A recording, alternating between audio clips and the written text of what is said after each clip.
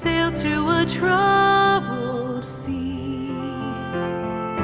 If you have been alone with no one to help you in your need, if you have called on Jesus, reached up to touch his hand, if you have known his healing touch, you will surely understand.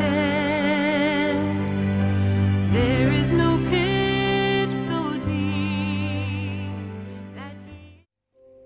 Je fais une chose.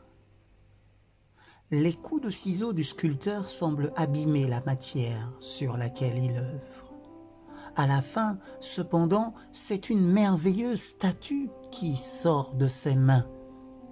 Ainsi, le Christ, l'artiste suprême, nous mène à la perfection. Le jugement a quelque chose de rugueux, mais c'est une des phases du polissage. Nous sommes humiliés dans ce que nous considérons comme notre point fort pour que nos fautes soient corrigées.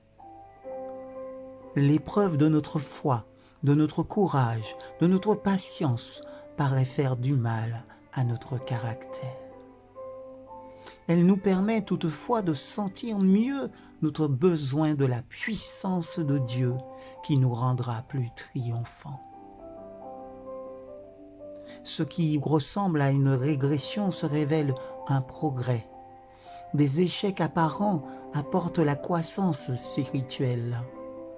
Nous découvrons combien notre vie ressemble peu à celle du Christ, et cela nous incite à rechercher davantage sa beauté. Au plus fort de leur premier amour, les jeunes mariés expriment une affection plus vive. Les vœux de fidélité sont affirmés avec plus de ferveur. Les années passent et les démonstrations se font moins passionnées. Non parce que l'amour a baissé, mais parce qu'il a gagné en profondeur. Il peut en être de même dans nos relations avec Dieu. Il se peut que notre amour ne soit plus aussi passionné, aussi extasié et aussi joyeux qu'au début. Mais ce peut être un amour qui a subi l'épreuve du sacrifice, qui est prêt à souffrir, à endurer les privations et les difficultés. Nous aimons ceux que nous servons de bon cœur. Si vous gardez mes commandements, vous demeurerez dans mon amour, de même que j'ai gardé les commandements de mon Père. Vous êtes mes amis, si vous faites ce que je vous commande. Jean, chapitre 15, versets 10 et 14. Notre amour pour Dieu s'exprime-t-il de cette manière?